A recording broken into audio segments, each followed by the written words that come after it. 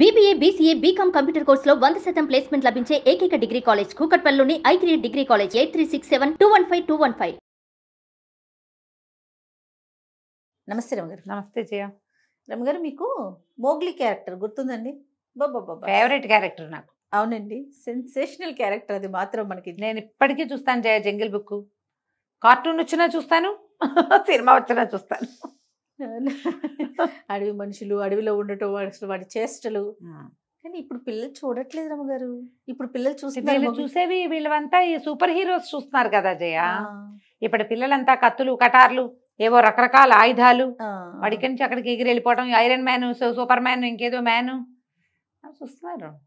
ఏమో మరి ఇప్పటి పిల్లలు అంటే మేము మొగలికి ఎగిలి చూస్తాము. అదేంటి టామ్ అండ్ జెర్రీ కూడా చూస్తాను నేను. టామ్ అండ్ జెర్రీ నేను కూడా చూస్తాను. చిన్నప్పుడు చూసేవాళ్ళం, ఇప్పుడు కూడా బాగా ఇంట్రెస్టింగ్ గానే ఉంటాయి అవి. అంటే ఎవర్ గ్రీన్. కానీ అడవిలో తిరగటం, అడవిలో ఉండటం, అసలు భాష రాకపోవటం, అదే ఇలాంటి మనుషులు ఉన్నారంటారా రమ్మగారు? ఎవరో ఉండే ఉంటారు జయ. అప్పుడు ఎవరో దొరికే తోడేలు మనిషి అలాంటివి చెప్పేవాళ్ళుగా. ఇప్పుడు ఎలా ఉన్నారు మన వాళ్ళు కూడా ఏదో ఒక సినిమా తీసినట్టున్నారు, అడవి దొంగ ఏదో సినిమా, ఏవో అట్లా ఉంటే ఉండుండొచ్చు, జరిగితే జరిగి ఉండొచ్చు. మనము అడాప్ట్ అయిపోతారు కదా, ఎవరు ఎక్కడికి వెళ్తే ఎక్కడ బతికితే అక్కడ పద్ధతుల ప్రకారం ఉంటారు అంతే. చందమామలో కూడా ఉంది అరణ్యపరమని ఈ మోగ్లీ కథ. 60s లో చందమామలో కూడా వేశారు ఇట్లా అడవి మనిషి. ఇదే కదా జంగిల్ బుక్కే. అవునా? అంత పాతది కదా అది. మనం వీడియోగా మన కార్టూన్ గా తర్వాత వచ్చింది, దానికి బేసిక్ బుక్ ఉంది. స్టోరీ ఉంది, దాని తెలుగులో కూడా రాశారు. అరణ్య పురాణం ఆ కథ పేరు. అరణ్య పురాణం అంటే సేమ్ మొగ్లీ స్టోరీయే. వాడి జంతువులతో ఉండటము, అందులో పులి, షేర్ ఖాన్ అవన్నీ ఉంటాయి. మామూలు కథే మొత్తం అదే. అలాంటిది ఒక కథ ఉంది మన దగ్గర, చెప్పండి. అటు ఇటుగా ఉన్నది. ఒక రాజ్యం ఉండేదట. ఆ రాజ్యం అంతా అరణ్యాలుగా, ఎక్కువగా చెట్లు, అడవులు, మధ్యలో చిన్న చిన్న కుగ్రామాలు అలా ఉండేది. అలాంటి ఒక కుగ్రామంలో భార్యాభర్త ఉండేవాళ్ళు. చాలా కాలం వాళ్ళకి పిల్లలు పుట్ల. ఆ ఊళ్ళో ఒక పుట్ట ఉండేది. ఆ పుట్టకి రోజు దండం పెట్టి ప్రదక్షిణ చేయగా చేయగా చేయగా ఎప్పటికో ఒక పిల్లాడు పుట్టారు. పుడితే వాడికి నాగులు అని పేరు పెట్టుకున్నారు. వీళ్ళు అరణ్యంలో పనులంటే ఏముందా, కట్లు కొట్టటాలు, ఏమో మొక్కలు సేకరించటాలు, గింజలు సేకరించుకోవటాలు, దుంపలు తెచ్చుకోవటాలు ఉండేది. ఇప్పట్లాగా పిల్లల్ని ఎవరో ఇంటి దగ్గర ఒకళ్ళు కాపాడాలి, మనం వీళ్ళ అడవిలో ఆ ధోరణి ఉండేది కాదు. డే 1 డే 2 నుంచి పిల్లాడిని చంకలో వేసుకుని వెళ్ళిపోవడమే అడవుల్లోకి. అటకే పని చేసుకునేవాళ్ళు. పిల్లవాడికి అడవిలో తిరగటం అలవాటైంది. వాడికో ఏడనర్థం అలా వచ్చేసరికి వాడు ప్రతి జంతువుని గుర్తుపట్టేవాడు. 1-2 ఏళ్ళు వచ్చేసరికి హాయిగా తిరుగుతూ ఉండేవాళ్ళు. అన్ని జంతువులు ఇవి తెలుసు, పద్ధతులు తెలుసు, వచ్చే జంతువు ఏమిటో గుర్తుపట్టగలిగేవాడు. ఏవో ఒకటి కొన్ని మాటలు కూడా వచ్చినాయి వాడికి. తల్లిదండ్రి పిల్లాడు సంతోషంగా ఉండేవాళ్ళు. ఒకసారిట పెద్ద గాలి దుమారం వచ్చింది. వీళ్ళు అడవిలోనే ఉన్నారు. కొద్దిగా ఊరికి దగ్గరగా వెళ్తుండగా ఆ వచ్చిన దుమారానికి, వచ్చిన గాలికి కకావికలైపోయారు. అయితే గాలికి చెట్లు చేమలు కొట్టుకుపోయినట్టు పిల్లాడు ఎక్కడికో కొట్టుకుపోయాడు. గాలికి తోసేసింది గాలి. వాడు దొరకల వాళ్ళకి. వాళ్ళు బాగా వెతుక్కున్నారు. తల్లిదండ్రి తెగ ఏడ్చారు. ఎంత శోకాలు పెట్టినా పిల్లవాడు దొరకల. వీడు పోయి ఎక్కడెక్కడో చెట్లతోటి ఒక చెట్ల రెమ్మల్లో చిక్కుకుని ఆ రెమ్మలు ఎగిరిపోయిన వైపుకి వెళ్ళిపోయాడు. వెళ్ళి అడవిలో ఒక మధ్య భాగంలో ఒక పొదలో పడిపోయాడు. ఇక అక్కడే ఉన్నాడు. ఉంటే వాడికి తెలిసింది, నేను ఎక్కడికో వెళ్ళిపోతున్నాను, అమ్మా నాన్న ఇక్కడ లేరు, ఇది మనకు తెలిసిన ప్లేస్ కాదు. అడవి మొదటి భాగం అంతా వాడికి తెలుసు, మధ్య భాగం తెలియదు. ఇంకా చిన్నపిల్లాడే, వాళ్ళంత లోపలికి ఎప్పుడు వెళ్ళల. ఆ మధ్యలో పడిపోయి ఉండి వాడికి అర్థమైంది. కానీ ఎలా వెళ్ళాలి ఏమీ ఇంకా అంత తెలియలే. లేచి మెల్లిగా అమ్మా నాన్న అనుకుంటూ పోయేవాడేమో. కానీ బాగా చీకటి, వాన, తెరిపి లేదు. వాడికి కాసేపటికి తెలిసింది ఎవరో తనని చూస్తున్నారు. కొన్ని గంటలు గడిచిపోయాక, ఒక రోజంతా గడిచిపోయింది. ఆకలి దప్పులతోటే ఉన్నాడు పిల్లాడు. ఎవరో చూస్తున్నారు. చూస్తే దూరంగా ఒక పొదలో ఎంచి ఒక మిణుగురు పురుగుల్లాగా మెరుస్తున్న కళ్ళు కనపడుతున్నాయి వాడికి. నేను గుర్తుపట్టాడు. ఆ తోడేళ్ళని తెలుసు వాడికి. భయం వేసింది. తోడేళ్ళు పిల్లల్ని లేపేస్తాయి. వాడు అలా దీనంగా ఉన్నాడు. ఏం చేయాలో తెలియక, వాడికి తెలియటల్లా ఏం చేయాలి. పరిగెత్తి పారిపోవడానికి కూడా ఆ పొదకి చిక్కుకుపోయి ఉన్నాడు వాడు. ఆ తోడేలు అదొక ఆడ తోడేలు. అది మెల్లిగా నడుచుకుంటూ వచ్చింది. ఈ గాలికి దాని పిల్లలు కొట్టుకుపోయింది.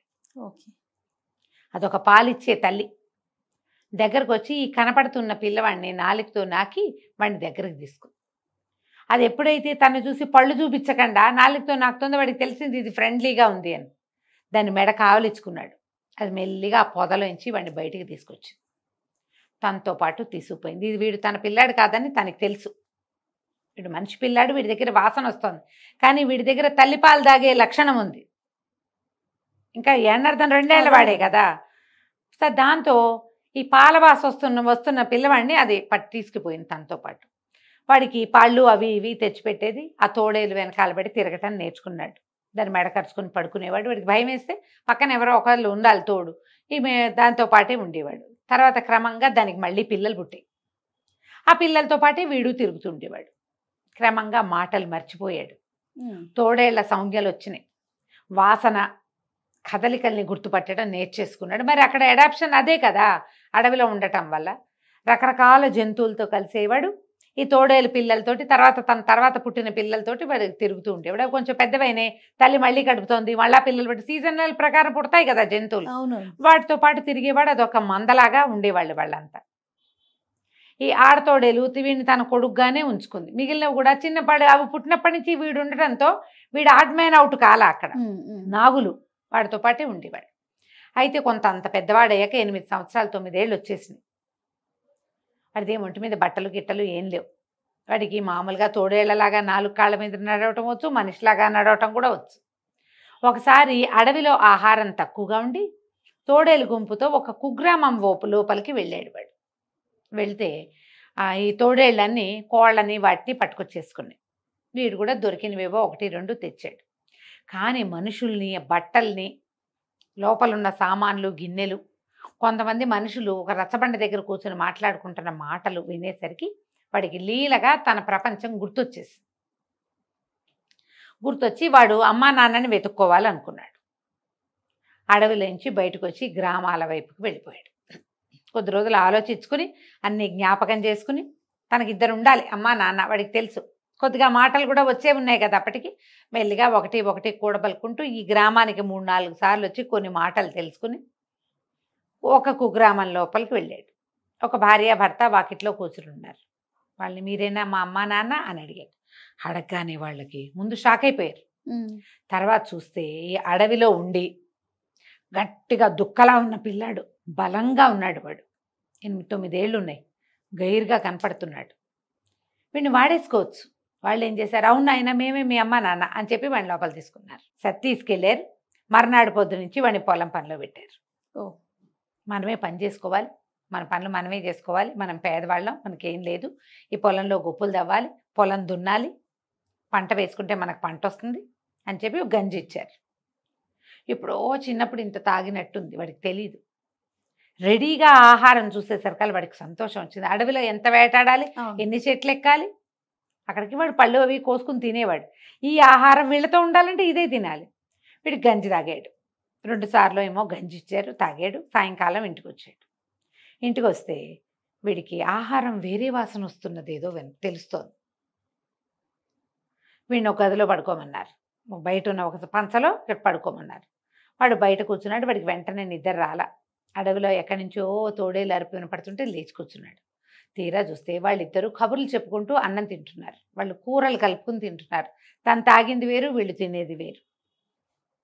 ఆవిడేమంటోంది, మనిషి అంటోంది, దుక్కలా ఉన్నాడు కుర్రాడు, శుభ్రంగా వాడేసుకోవచ్చు వీడిని, ఏముంది మన బిడ్డే అంటే చాలు, వాడికి ఇంకేం చేయక్కర్లే, మనతో పాటు ఉంచుకుంటే హాయిగా పనిచేస్తాడు, గంజితో సరిపోతుంది.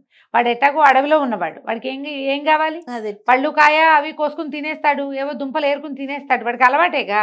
ఓ చెంబడి గంజి పోస్తే చాలు, అన్నం వాచేసి గంజి వాడిపోస్తే అన్నం మనం తిని అనగానే వాడికి తెలిసిపోయింది, అమ్మో వీళ్ళు నన్ను మోసం చేస్తున్నారు. అక్కడి నుంచి బయటికి వెళ్ళిపోయాడు. ఇంకో గ్రామానికి వెళ్ళాడు. వీడు ఇంకో గ్రామానికి వెళ్తే ఓ భార్య భర్త కూర్చుని కనపడ్డారు. వాళ్ళు కొంచెం పెద్దవాళ్ళు, ఒక 50 ఏళ్ళు అలా ఉంటాయి, కాస్త పెద్దవాళ్ళు. పిల్లలు పెద్దవాళ్ళు అయ్యి ఫ్యామిలీని వదిలిపెట్టి వెళ్ళిపోయారు. ఇప్పుడు ఈ పిల్లలంతా కలిసి ఉండే ఇళ్ళు ఏం కావు అవన్నీ, ఇద్దరిద్దరు మనుషులే ఉన్నారు, ఆడా మగ. వీడు మీరేనా మా అమ్మ నాన్న అని అడిగాడు. అడిగేసరికి వాళ్ళకి తెలిసింది వీడికి ఏదో వచ్చింది ప్రాబ్లం అని. సరే బాగా కనుక్కుంటే వీడు అడవిలో నుంచి వచ్చాడని తెలుసుకుని వాడిని ఇంట్లో ఉంచుకున్నారు. ఇంట్లో ఉంచుకుని మెల్లిగా చిన్న పనులు చేయించడం మొదలుపెట్టారు. అన్ని పనులే. 2 రోజులు 3 రోజులకి వీడికి తెలిసింది వీళ్ళు కూడా నన్ను పని చేయిస్తున్నారు, వాళ్ళు వేరే పదార్థాలు తింటున్నారు కానీ నాకు అవి పెట్టట్లేదు. అయితే మీరు మా అమ్మ నాన్న కాదు, నేను వెళ్ళిపోతానన్నాడు. కానీ మొదటివాడు అంత గట్టివాడు కాదు, వీడు బాగా గట్టివాడు. వీడు ఈ కుర్రాన్ని 2 దెబ్బలేసి ఈ నాగుల్ని ఎక్కడికి వెళ్తావు, పని చేస్తానని ఒప్పుకుంటే కానీ గదిలోంచి బయటికి రానివ్వనని చెప్పి ఓ గదిలో వేసి తలపేసేసాడు. వీడు అర్ధరాత్రి దాకా కూర్చున్నాడు, ఏం చేయాలో తెలియక. అర్ధరాత్రి వాడికి తోడేలు అరుపు వినపడింది. దూరంగా ఉన్నా వినిపిస్తుందిగా వాడికి. వాడేమనుకున్నాడు, ఓహో ఇదే కరెక్ట్ అని ఇక తోడేలాగా అరవడం మొదలుపెట్టాడు. ఈ ఇంట్లో వాళ్ళు హడిలిపోయారు. వీడు అరుపులకి నాకు హెల్ప్ చేయండి అని అరుస్తున్నాడు. వాడు ఎలా అరుస్తున్నాడు వీళ్ళకేం తెలుసు, తోడేళ్ళు అరిపే తెలుసు. అడవిలోంచి ఎన్ని తోడేళ్ళు వచ్చి బాకెట్టు నుంచున్నాయి. హడలు పుట్టింది. తోడేళ్ళంటే మామూలుదే అది. గబగబా తలుపు తీశారు. బాబు వెళ్ళిపో అని. వీడు వాళ్ళ దగ్గర నుంచి బయటకు వచ్చేసాడు. సో మనుషులు మోసం చేస్తారు, మాయగా ఉంటారు. ఒక తోడేలు వాడి దగ్గర తీసింది, మిగిలిన తోడేళ్ళన్నీ కలుపుకున్నాయి. మనుషులు మాత్రం అట్లా లేరు. పోనీ ఎవరో అనుకో, పోన్లే పిల్లాడని చేరదీసి మామూలుగా ఉంచుకోవచ్చు కదా, తమతో పాటు ఉంచుకోరు, వాళ్ళని వాడేయాలని చూస్తారు. వాడు మెల్లిగా ఆ ఊరు ఈ ఊరు తిరగటం మొదలుపెట్టాడు. తీరా 3వసారి 4వ ఊరు అలా వెళ్తే ఒక వేప చెట్టు కింద ఒక భార్యాభర్త దీనంగా కనపడ్డారు. డల్గా ఉన్నారు. వాళ్ళకి ఒక పక్కన ఒక పొయ్యి మీద అన్నం కొత్త ఉడుకుతోంది. ఇద్దరు కూర్చుని ఉన్నారు. మీరేనా మా అమ్మ నాన్న అని అడిగాడు. అడిగితే వాళ్ళు చాలా దీనంగా ఉన్నారు. మెల్లిగా తలకాయ ఎత్తు చూసి, బాబు ఎన్నేళ్ల క్రితము మా అబ్బాయి ఒకడు 2 ఏళ్ల పిల్లాడు గాలివానకి కొట్టుకుపోయాడు.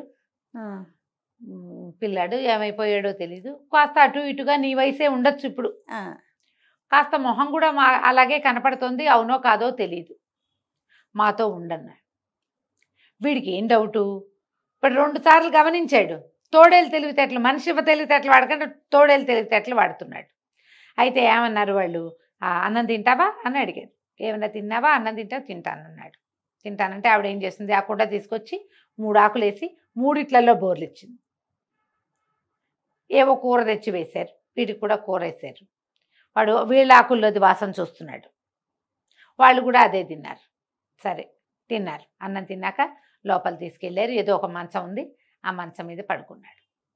పడుకున్నాక మర్నాడు పొద్దున్న లేచాక, నేను ఏ పనైనా చేయగలను, నేను ఎన్ని పనులైనా చేస్తాను, ఏ పనైనా చేస్తాను, నాతో బాగా ఉండండి అని అడిగాడు. అడిగితే వాళ్ళు ఏమన్నారు, నువ్వు పని చేయటం ఎందుకురా, చిన్నపిల్లాడివి కదా, నువ్వు పని ఏం చేయక్కర్లా, నువ్వు ఇప్పుడు ఆడుకునే వయసు, ఏదైనా నేర్చుకునే వయసు, చదువుకోవచ్చు కూడా. నువ్వు ఊళ్ళో ఒక చిన్న బడి ఉంది, నువ్వు పొద్దున్న అన్నం తిని అక్కడికి వెళ్ళి వాళ్ళ దగ్గరికి వెళ్ళి ఏమైనా చదువుకో, ఏదైనా నేర్చుకో, హాయిగా నీ వయసు పిల్లలు 5-6 ఉన్నారు, ఆడుకో. అమ్మా నాన్న ఉన్నారు కదా పని చేయటానికి, నువ్వేం పని చేయక్కర్లా అనగానే వాడికి సంతోషం వచ్చింది.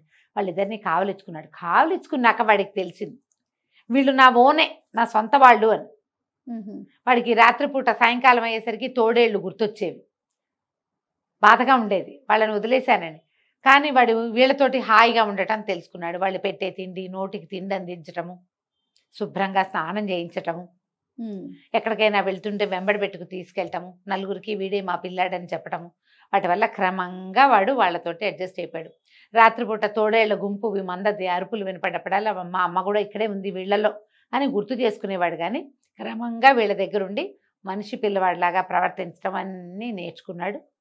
హాయిగా ఉన్నాడు. కథ కంచికి మనం ఇంటికి. బాగుందండి. నమస్తే. నమస్తే.